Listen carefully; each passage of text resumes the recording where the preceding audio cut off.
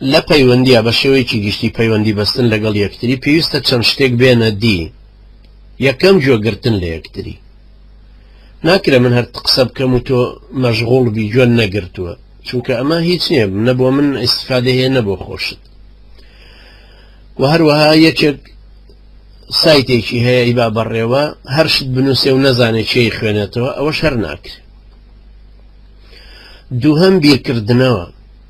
ئەگەر هاتو قسەمان بۆ یەکتری کردو ئەم قسانە چوو بە جوێمانە، ئەنجا بیرکردنەوە لەو قسانە دیسان یارمەتی دەرەبێت لەوەی کە پەیوەندی دروست کاتو. ئەگەر تۆ بیرت لە قسەکان کردەوە و زانیت لە بەرژەوەندی ئەو فکرەیە کە هەڵمان گرتووە، تۆش لە تەرەفی خۆتۆ هەوڵی پەیوەندی بەستنەکە زیاترەکەیتەوە. سێهەم تعبیرکردن لەوەی کە لە ناخی تۆشا هەیە. قسەکانی من تۆزێک یا هەندێک لە تەسەوراتی تۆ ئەبزوێنێ.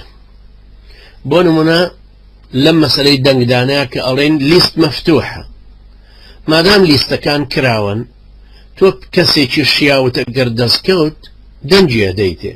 دەوانێ مە بەنیسبەت خۆمان و باسی ئیسلامیەکانەکەی. ئیترە و کاتە ناپرسیتەوە ئەرە دەنگ بدەم بە بزوتنەوە یا بە کۆمەڵ یا بە یەکگرتوو.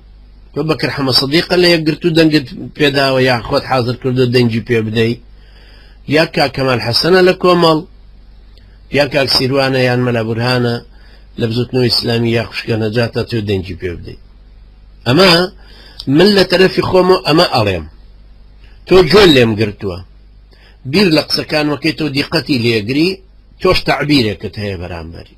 ئەم تەعبیرە ئەگەر تۆ ئەتناسین کەسانی ترت ئەناسی، ئەوانەی من ناناسی، ئەوەی منە خەیتە لاو ئەوەی خۆت دێنیتە پێشەوە. بەشێک بووی لە تەعبیر لە پێناساندنی کەسێکی تر دیسە.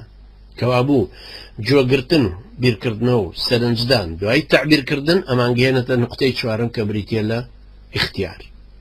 اختیار یعنی هەڵبژاردن. طبعا ئەمە بەسم هەر لە انتخابات و شتیوانیە، لە هەموو کاروبارێکە خۆی وایە. باسی کتێبێکیش بکەین، تۆ ئەڵێ چم بۆ میسر، وەڵامێ کتێب بکڕم، تۆ لێمە پرسی جۆم لێگری، قسەکەت بۆکەم وردەبیتەوە لە قسەکە بزانی، ئەنجا تۆ تەعبیرێکت ئەی کتێبی تر ئەگەرگەوم دەست نەکەوت، ئەگەڕێتەوە بۆ کتێبی تر، ئەنجا گەیتە سەر ئەو اختیارە.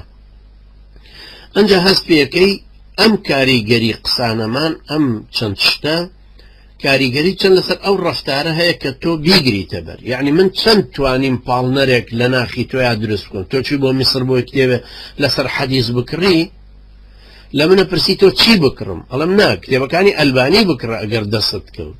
هەڵێ ئەگەر دەستم نەکەوت، ئەڵم کتێبی ئەحمەد شاکر بکڕ، هەر تەحقیق کراوە. ئەڵێ ئەگەر کتێبێکم وهاویست زیاتر مەراجعی گەورە گەورە بێ ئەمانە، ئەڵم بخاری و مسلم بکڕە، مەڕۆ بە دوای شتی ترە. کەوابوو کردم تۆ ژۆت گرتە بوو، دوای بیرت لێ کردەوە، سەیری ژرفانی خۆشتەکەی تەڵان بزانی بۆ دەرکڕیانە، تعبیرت کردەوە، تۆش بە هەمان شێوە بەدائیلی تر گەڕای بۆ بەدائیلی تر، دوای گەشتیتە ئەمەی کە اختیارات لە بەردەستایە کامەیە، کەوتیتەوەی کە ئەو ڕەفتارە وەربگری کە پێی قەنەعەتت پێ کردو. لە مەسەلەی پەیوەندی ڕێکخستنی شا بە هەمان شێوەیە. ئێمە ئەگەر بێت و پەیوەندیمان لەگەڵ یەکتری نەبێ، من ئەم هەموو منهەج و قسانەی کە باسیەکەم وای خەمە بەردەستی جەنابەت، تۆ ئەگەر با قەنەعەتی شت کردبێ بەوە، چونکە لە زۆربەی ئێوە جۆ ئەگرن وەک لەوەی کە بخوێنەوە بنووسن، تەماشاکەی تەئسیراتێکی وا بەجێ دێڵێ ئانیە، یعنی کاتیە.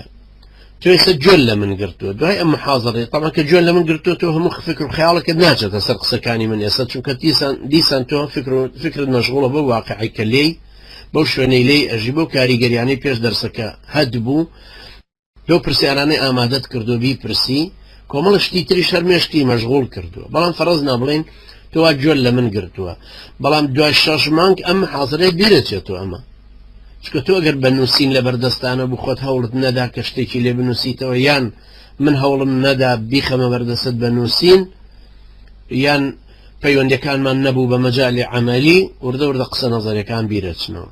لەبەرەوە زۆر زەروریە وەکو بیرخستنەوەیەک ئەوەندە بڵێم کە پێناسەی ئەم پەیوەندیە چۆن بمانێت کاریگەر بێ، ئەبێ هەریەکە لە عاسی خۆی هەوڵ بدا کە پەیوەندیە دروستکە، پەیوەندەکەش کاریگەر بێ. پەیوەندیمان ئەگەر لەگەڵ یەکتر نەبوو، ئەم ڕەوتە چەند باسی بکەین و چەند بە قووەت بێ و زەمینەی فکری و تەزگی نەفسی و خیتابی سیاسی و ئەوانە ناتوانین بە تەئکید بیگەێنینە کاریگەرێتیەکی زۆرتر چونکە پەیوەندی بۆ خۆی بریتە لە چی؟